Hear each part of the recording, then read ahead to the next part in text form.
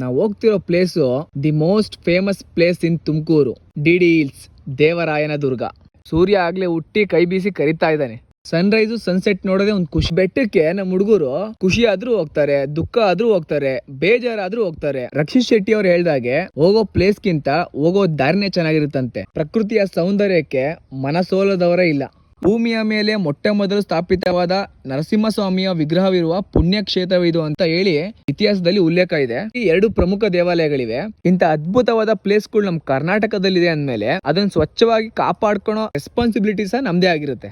ನಮಸ್ಕಾರ ಎಲ್ಲರಿಗೂ, ನಾನ್ ನಿಮ್ ಕೇಪಬಲ್ ಕನ್ನಡಿಗ. ನಾವು ಹೋಗ್ತಿರೋ place the most famous place in Tumakuru, DD hills, Devarayanadurga. Rakshit Shetty ಅವ್ರು ಹೇಳ್ದಾಗೆ ಹೋಗೋ ಪ್ಲೇಸ್ ಗಿಂತ ಹೋಗೋ ದಾರಿನೇ ಚೆನ್ನಾಗಿರುತ್ತಂತೆ. ಹಾಗೆ ಈ ಪ್ಲೇಸ್ ಅಲ್ಲೂ ಅಷ್ಟೇ, ಹೋಗೋ ದಾರಿನೂ ಸಹ ಅದ್ಭುತವಾಗಿದೆ. ನಾವು ಬೆಳಗ್ಗೆ ಎದ್ದಿ ಸ್ವಲ್ಪ ಹೋಗಿದ್ ಲೇಟ್ ಆಯ್ತು. ನಾವು ಸೂರ್ಯ ಹುಟ್ಟೋಕು ಮುಂಚೆ ಹೋಗೋಣ ಅನ್ಕೊಂಡ್ರೆ ಸೂರ್ಯ ಆಗ್ಲೇ ಹುಟ್ಟಿ ಕೈ ಬೀಸಿ ಕರಿತಾ ಇದ್ದಾನೆ. ಒಳ್ಳೇದಾಗ್ತದೆ ನಿನ್ಗೆ ಸೂರ್ಯ, ಒಳ್ಳೇದಾಗ್ತದೆ ನಿನ್ಗೆ. ಈ ಬೆಟ್ಟಕ್ಕೆ ಸರಿಸುಮಾರು 17 ಶತಮಾನಗಳ ಇತಿಹಾಸ ಇದೆ. 2000 ವರ್ಷಗಳಿಗೂ ಹೆಚ್ಚು ಹಳೆಯದಾದ ದೇವಾಲಯಗಳಿವೆ. ಅದರಲ್ಲಿ 2 ಪ್ರಮುಖ ದೇವಾಲಯಗಳಿವೆ. ಒಂದು ಯೋಗ ನರಸಿಂಹಸ್ವಾಮಿ ದೇವಾಲಯ, ಇನ್ನೊಂದು ಭೋಗ ನರಸಿಂಹಸ್ವಾಮಿ ದೇವಾಲಯ. ಯೋಗ ನರಸಿಂಹಸ್ವಾಮಿ ದೇವಾಲಯವು ಬೆಟ್ಟದ ಮೇಲ್ಗಡೆ ಇದೆ. ಭೋಗ ನರಸಿಂಹಸ್ವಾಮಿ ದೇವಾಲಯವು ಬೆಟ್ಟದ ಬುಡದಲ್ಲಿದೆ, ಅಂದ್ರೆ ಬೆಟ್ಟದ ಕೆಳಗಡೆ ಇದೆ. ಇಂತಹ ಹಲವು ಸಂಗತಿಗಳ ನಡುವೆ ನಮ್ಮನ್ನ ಕಾಡುವಂತಹ ಕಟ್ಟ ಕಡೆಯ ಪ್ರಶ್ನೆ ಹೀಗೂ ಉಂಟೆ. ಈ ಬೆಟ್ಟಕ್ಕೆ ನಮ್ಮ ಹುಡುಗರು ಖುಷಿ ಆದ್ರೂ ಹೋಗ್ತಾರೆ, ದುಃಖ ಆದ್ರೂ ಹೋಗ್ತಾರೆ, ಬೇಜಾರಾದ್ರೂ ಹೋಗ್ತಾರೆ. ಅವ್ರಿಗೆ ಯಾವುದೇ ಫೀಲ್ ಆಗ್ಲಿ, ಒಟ್ಟು ಈ ಬೆಟ್ಟಕ್ಕೆ ಹೋಗಕ್ ಒಂದ್ ರೀಸನ್ ಬೇಕಷ್ಟೇ. ವೀಕ್ಲಿ ಒಂದ್ಸಲಿ ಆದ್ರೂ ಹೋಗ್ಲಿಲ್ಲ ಅಂದ್ರೆ ನಮ್ಮ ಹುಡುಗರಿಗೆ ಸಮಾಧಾನ ಆಗಲ್ಲ ಗುರು.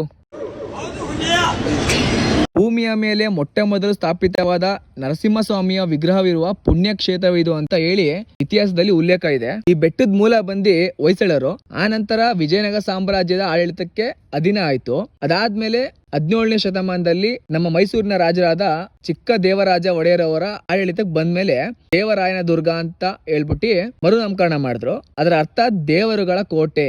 ಅಪ್ಪಿ, ಇದು ಯಾವ್ದೋ flash back rebel star Ambareesh ಹಳೇದು, ಅಕ್ಕಿಲ್ಲ ಬೆಳೆ ಇಲ್ಲ ಚಕ್ರ ಕತೆ ತಂಗಿದ್ಯಲ್ಲಪ್ಪಿ. ಈ ದೇವರಾಯನ ದುರ್ಗ ಬೆಟ್ಟಕ್ಕೆ ಮೊದಲು ಆನೆ ಬಿದ್ದ ಸರಿ, ಜಡಕನ ದುರ್ಗ ಮತ್ತು ಕುಸುಮಾದ್ರಿ ಅಂತಾನು ಕರಿತಿದ್ರಂತೆ. ಪ್ರಕೃತಿಯ ಮುಂದೆ ಎಲ್ಲ ಝೀರೋ ಅಲ್ವಾ. ಪ್ರಕೃತಿಯ ಸೌಂದರ್ಯಕ್ಕೆ ಮನಸೋಲದವರೇ ಇಲ್ಲ. ಈ ಬೆಟ್ಟ ಮಳೆಗಾಲದಲ್ಲಿ ಪೂರ್ತಿ ಹಚ್ಚ ಹಸಿರಾಗಿ ನವಿಲು ಗರಿ ಬಿಚ್ಚಿರೋ ಹಾಗೆ ಅದ್ಭುತವಾಗಿ ಕಾಣುತ್ತೆ.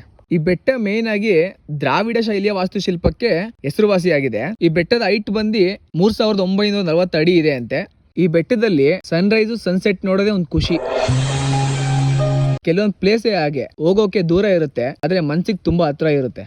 ಇಂಥ ಪ್ಲೇಸ್ಗಳು ನಮ್ ಕರ್ನಾಟಕದಲ್ಲಿದೆ ಅಂತ ಹೆಮ್ಮೆ ಪಡ್ಬೇಕು, ಅಥವಾ ಇಂಥ ಪ್ಲೇಸ್ಗಳಿಗೆ ಹೋಗಿ ಪ್ಲಾಸ್ಟಿಕ್ ಬಾಟಲ್, ಕವರ್ಸ್ ಇಂಥವನ್ನೆಲ್ಲ ಹಾಕಿ ಆ ಪ್ಲೇಸ್ಗಳನ್ನ ಹಾಳು ಮಾಡ್ತೀವಿ ಅಂತ ದುಃಖ ಪಡ್ಬೇಕು, ಒಂದೂ ಗೊತ್ತಿಲ್ಲ.